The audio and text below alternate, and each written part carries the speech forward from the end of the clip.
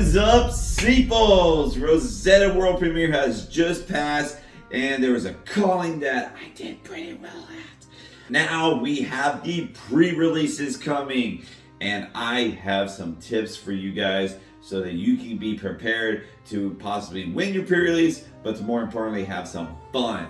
Now before we get into any of that, if you want a more detailed breakdown of each card in a set, so consider being a Patreon subscriber. We will have a video going over each and every card on what my opinions of those cards are. And then we will have draft rankings later down the line after a few more drafts I've done. Now, back to pre-release. When you open your pack, you're going to sort your cards out. This time there's only really 4, 5 including generic, but 4. You got Earth, Lightning, Wizard, and Runeblade. That's what you're looking to sort all your cards out at. And once you have all these cards sorted, the first thing I like to do is I like to look at my Earth pile. And what I'm looking for is Decompose.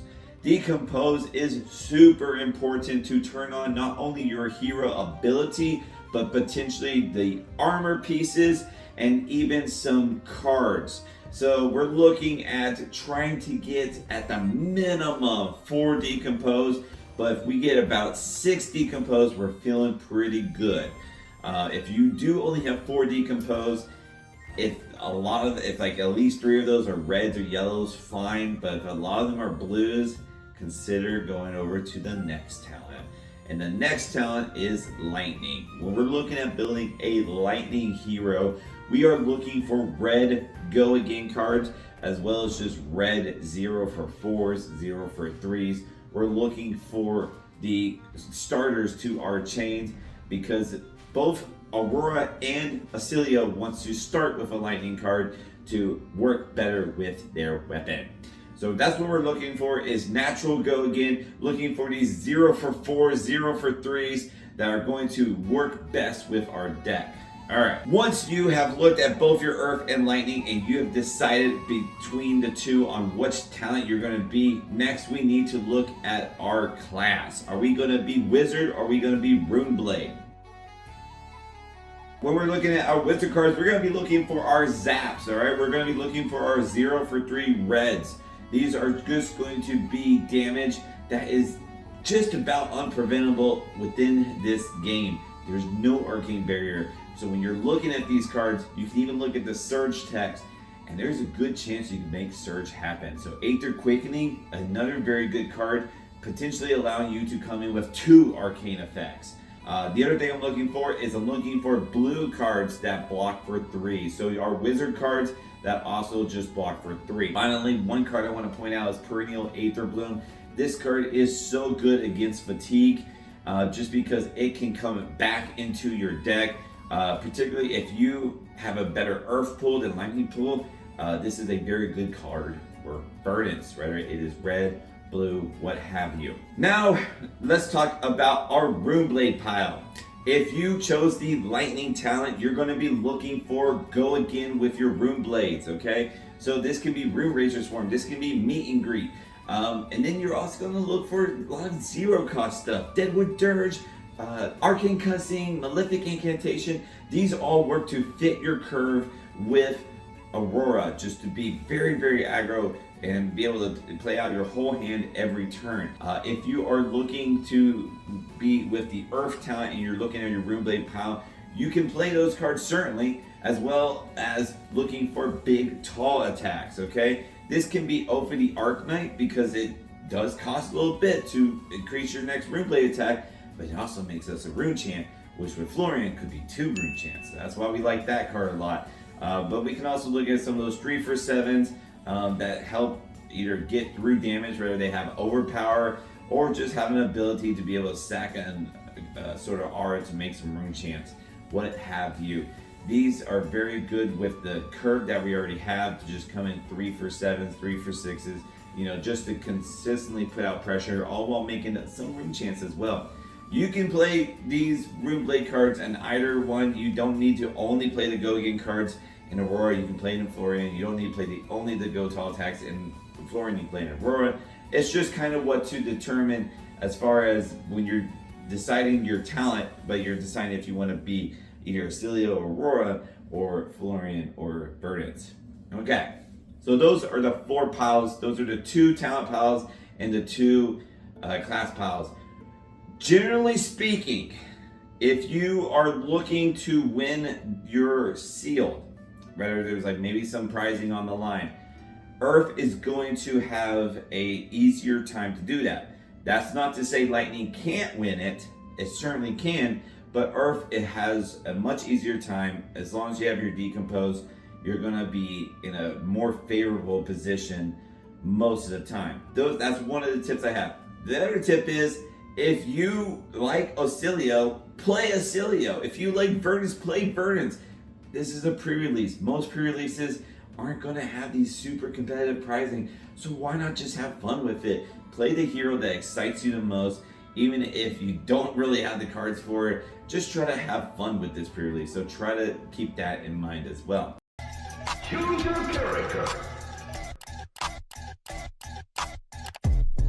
Now that we've chosen our hero, let's decide what cards we want to be looking for, okay? Generally speaking, there's 2 mechanics that are very, very good in this, all right? It is arcane damage, as there is no arcane barrier, so it usually gets through and it's hard to stop. And then it is life gain / damage prevention, because that's how you can stop it. So with arcane damage, you know, just anticipate you being able to get the surge effect if it is pumped through one of the staves, or even the amp abilities of some of the wizard cards. Or if you are dealing damage with Rune Chance and, you know, like Meet and Greet needs to deal arcane damage to get going, or Consuming Volition needs to deal arcane damage to have an on-hit effect. Know that these are very likely as long as you have some sort of arcane damage, as it is very hard to prevent arcane damage. Now on the opposite end, knowing that arcane damage is very hard to prevent, try to stock your deck with, if you're Earth, with life gain cards. Fertile Ground is a bomb. That card is so good, especially red. But I even play yellows and possibly even blues. This card is so good. Gaining life, oh my gosh, we like it. Harvest Season, great card as well. We like that card. So these are gain life cards we can use with Earth to help combat the direct arcane damage that we'll be taking. With Lightning, we have prevention effects, which is sometimes even better, as it can stop surge effects or on arcane damage effects. This is nice. We have Trip the Light, fantastic for that, as well as Twinkle Toes. We don't get as much counterplay towards it as Lightning, as we are really, as Lightning, just trying to get them with combat damage so that they can't keep hands to come in with us on arcane direct damage. So, but you do have some prevention. Value these cards very high. You should definitely have these in your deck, whatever talent you are.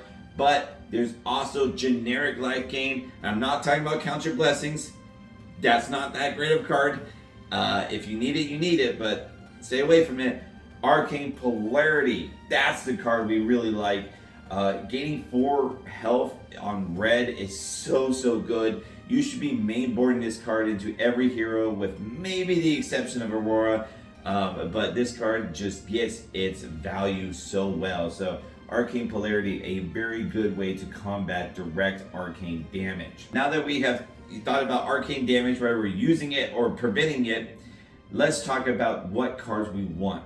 All right, with each hero. Verdant, you're going to want these life gain cards, as they are going to have damage value from arcane effect. That's very nice. You're also going to want to have 0 for 3 zaps, right? You want the 3 arcane damage coming in. Perennial 8 to Bloom, as mentioned before, very huge here. You're going to want to have your decompose and your cards that work very well with decompose. Talking about Florian now, you're going to want to look for Rune Chant cards. So as soon as you get online, the more Rune Chants you make, the better. That's more direct damage. That's how you can get there with Florian.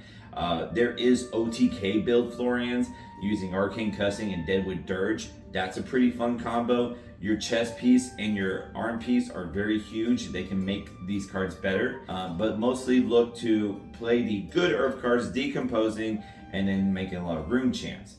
If you are Aurora, then you're going to look for lightning cards, particularly ones that can give you go again or instances. This is because she needs that to start so that her weapon can become active. This is the same thing with Volzaire and Acilio, lightning to start there. So lightning is very important for both these heroes. Or you're going to want to try to get a lot of your reds in there just to come in with big damage. Whether they're lightning cards or Runeblade cards, either way is fine. Acilio, make sure you do have a good balance between lightning cards and wizard cards. Sometimes it's okay just to come with these big wizard cards and just make that your only turn. But if you can have a lightning wizard card, that's an amazing turn for Acilio. Now, my final suggestion here is that blues aren't as big as they were in Part the Mistspell, so make sure you run anywhere, if you're Earth, running about 11 blues where you want to be. If you are lightning, you can run a little less, but you do generally want to have 1 blue in each of your hands. So make sure you're running about at least like 8 to 9, maybe like 10, but yeah, you want to have at least 1 blue every hand. So that's what you're looking for there. That's all my advice. Again, if you want a little bit more detail on each card, you can consider being a Patreon for that. We are going to come out with a full draft guide like we always do. I don't think we're going to do the how to drafts this season, just instead doing the full draft primer. So once I get more drafts under my belt, we can come out with that. And if you are interested in draft rankings, again, that's another Patreon thing we offer. So thanks guys for watching. Thank you to my Patreons, and keep on fabbing.